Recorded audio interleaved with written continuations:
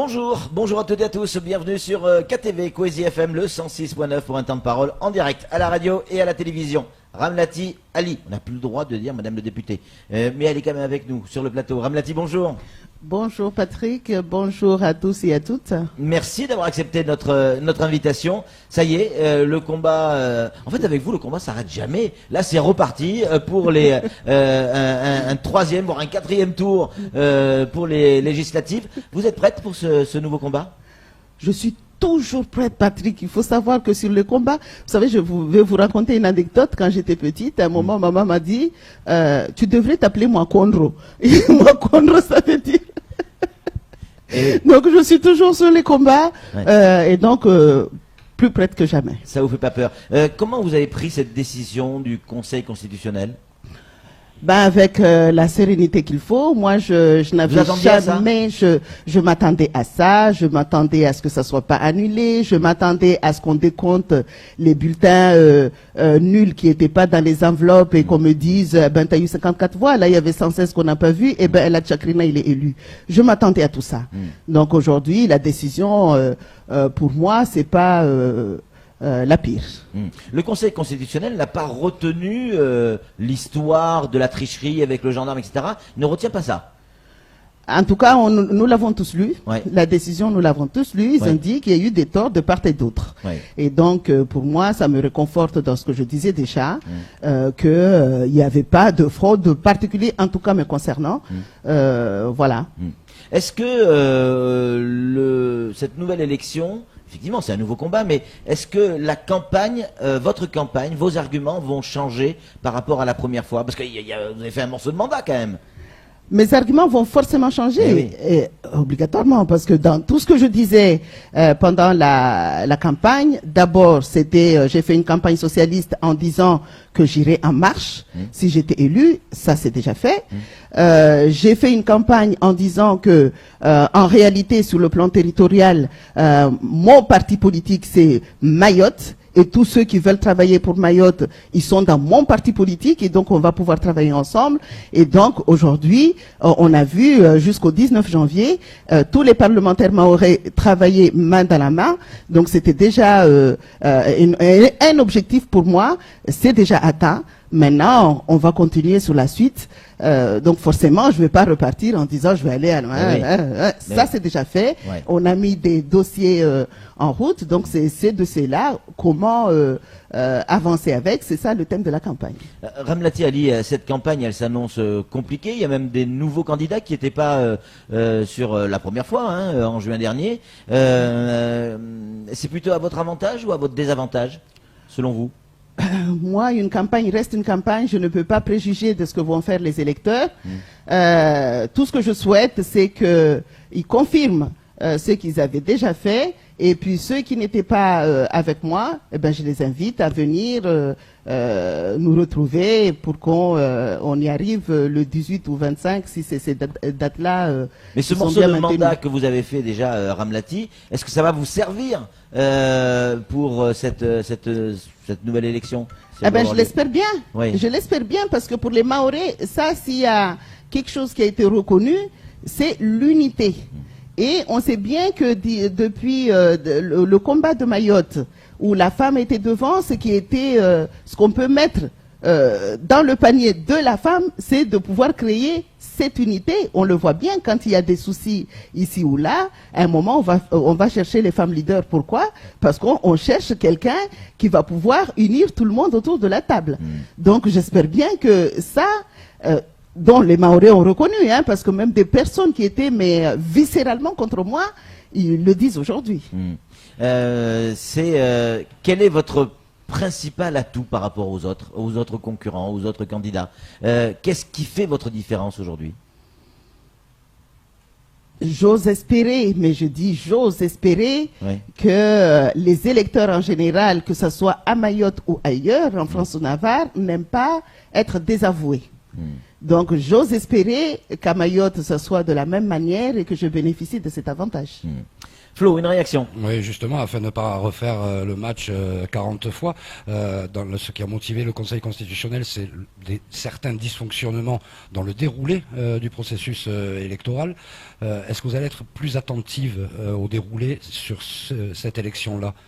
Sûr qu'il n'y a pas un problème d'émargement et tout ça. Attentive, j'aurais du mal à moi. J'aurais du mal parce que ce qu'il faut pas oublier, c'est que c'est pas les candidats qui font les élections, mais c'est les maires qui sont les présidents des bureaux de vote. C'est oui. à eux d'être vigilants, de faire en sorte que tout ce qui s'est passé ne se passe plus. Donc moi, en tant que candidate, j'aurais du mal, surtout ça aurait été communal, oui, c'est dans Pamandzi, mais bon là, c'est quand même toute une circo, j'aurais du mal. Cela dit, je suis quand même en alerte.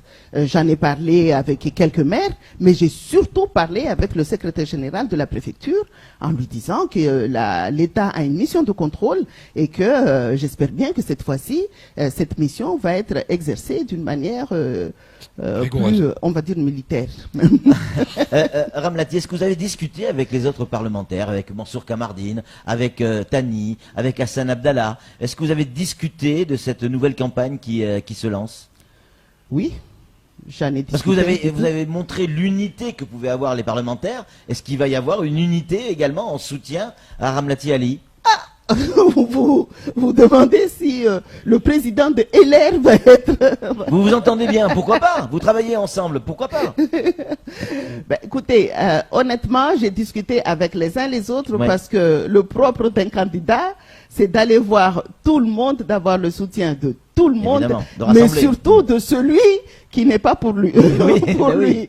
Donc forcément, j'ai discuté avec tout le monde. Qu'est-ce qu'il vous a dit? Il est le président des LR, donc il ne peut pas en même temps se désavouer. Ça, c'est quelque chose qui est compréhensible. Mais vous avez le soutien de Tani, j'imagine? J'ai le soutien de Tani. Vous avez le soutien d'Hassan Abdallah également, forcément? En tout cas, il me l'a dit. Oui. Il y a d'autres partis qui vont vous soutenir ou d'autres personnalités de Mayotte qui se sont d'ores et déjà déclarées? Je dois rendre hommage ici au PRG. Parce que dès l'annonce de la décision, le PRG m'a tout de suite contacté en me disant on ne va pas envoyer de candidat, on va vous soutenir. Et donc, mais bon, il faut quand même que ça soit consensuel, on va faire notre réunion. Mais dans l'ensemble, on sait que individuellement, les gens sont pour. Donc ça s'est fait rapidement. Et puis, tout de suite, a embrayé le modem. Eh oui. Donc, il était en plateau hier, Daniel. Absolument, je l'ai entendu. Il a été, voilà. Ouais. Samuel Bocher, le rédacteur en chef de France Mayotte Matin. Une question à vous poser, Ramlati. Comment est-ce que l'on vit un passage devant la plus haute cour française, le Conseil constitutionnel, face à un Laurent Fabius, un Michel Charasse? Ça va être super impressionnant. Est-ce que ça va vous aider justement pour être encore plus combative? C'est des personnalités quand même, ces gens-là. C'est vrai, il a raison. Ben oui, j'ai vu cette pochette de personnalités devant nous. C'est vrai que ça laisse pas indifférent. Ouais. Mais effectivement, et puis je vous dis, c'est pour moi quelque part à quelque chose malheur est bon. Parce que on va enlever une bonne fois pour toutes, en tout cas je l'espère, le doute dans la tête des Mahorais, ceux qui avaient cru, quand on criait aux voleurs, qu'on criait aux malfaiteurs, qu'on criait... Donc j'espère bien qu'on va enlever ce doute-là, et c'est quelque chose de bien pour moi quelque part. Est-ce qu'il y a quelque chose que, si on pouvait revenir en arrière, c'est pas possible, mais imaginons, si on pouvait revenir en arrière, quelque chose que vous ne feriez pas ou plus, quelque chose que vous regrettez par rapport à ces élections de juin 2017? C'est difficile. On apprend tous les jours. Je veux dire, on apprend tous les jours. Par rapport à cette campagne, oui, on a vu que les affiches qui ont été dénoncées, qu'on avait mis des affiches partout. Mais bon, en même temps, c'était tout le monde qui en avait mis partout. Ça, c'est quelque chose qu'on ne refera pas. Ce fameux compte Facebook, d'ailleurs, qui a été cité dans la décision, ce fameux compte Facebook, C'est pas mon compte, ça a été animé par quelqu'un qui me soutenait fortement et qui a fait cette erreur d'aller faire campagne à 1h du matin, malgré qu'on en avait pris, mais il était tellement passionné de me voir élu que bon, il l'a fait. Ça, c'est quelque chose où j'ai bien appris la leçon qu'aujourd'hui, je suis pas moi-même Facebooker, même si j'y vais, je lis, mais je ne le suis pas personnellement. Mais c'est quelque chose où je vais recommander fortement pour qu'on ne recommence pas. Le MDM a pris une décision. Ils ont pris la décision d'envoyer quelqu'un de chez eux. Il y aura donc un candidat MDM. On ne sait pas encore qui. On devrait avoir la réponse ce week-end. Il va y avoir un vote au sein du MDM. Vous le regrettez, ça? Un petit peu. Je le regrette quand même un petit peu parce que le MDM, pour qu'il soit élu, il a besoin du soutien de la gauche. Oui. Et la gauche, pour se faire élire, on a besoin du soutien du MDM. Donc aujourd'hui, pour moi, le MDM, c'est des partenaires. Ils ont fait l'appel, même si tout le monde n'avait pas suivi au deuxième tour. Donc j'osais espérer que le MDM allait dire on a aidé une personne de la gauche à être élue, donc maintenant c'est notre candidat, et donc on va aller dans le même sens. C'est ce que j'espérais. C'est donc pas ce qui s'est maintenant, pour l'instant, moi je dis il s'est rien passé puisqu'on n'a pas vu de candidat. Ouais, en tout cas, Aïnoudine a dit clairement qu'il y aura un candidat MDM. Hein. J'espère que voilà. Vous avez discuté avec eux, avec J'ai discuté avec tout le monde. Ouais. Quand on va être élu, c'est tout le monde. Hein. Je vais même bientôt faire campagne vers les candidats, leur dire oubliez de mettre votre bulletin. Ramlati, vous allez vous arrêter quand? Parce que depuis 2006, 2007, 2008, ça n'arrête pas. J'espère bien qu'un jour, de toute façon, qu'il y aura des personnes pour prendre la relève. Ouais. Je me souviendrai toujours d'une personne qui ne m'a jamais soutenue depuis 2008 et qui continue toujours à me décrier quelque part. Et puis un jour, je lui ai dit, écoutez, de toute façon, c'est aussi un ami. Hein, je lui ai dit, de toute façon, de tout ça, j'en ai marre. Il faut un moment que je pense à moi. Tu sais, le jour où tu vas vouloir t'arrêter, c'est moi qui viendrai te chercher pour te remettre. Donc j'espère bien qu'à un moment, il y aura la relève, parce que quand même, il faut que ce territoire, il y ait des gens pour le défendre. Nous, femmes, on a notre place. Je fais appel à toutes les femmes qui ont la capacité de faire avancer, de se mettre en politique quand même, malgré les charges, parce qu'on n'a pas les mêmes charges que les hommes. On a les enfants, on a le travail, on a la maison à gérer et tout ça. Mais défendre Mayotte, c'est passionnant. Donc je fais appel à d'autres femmes pour que moi, je puisse, me reposer.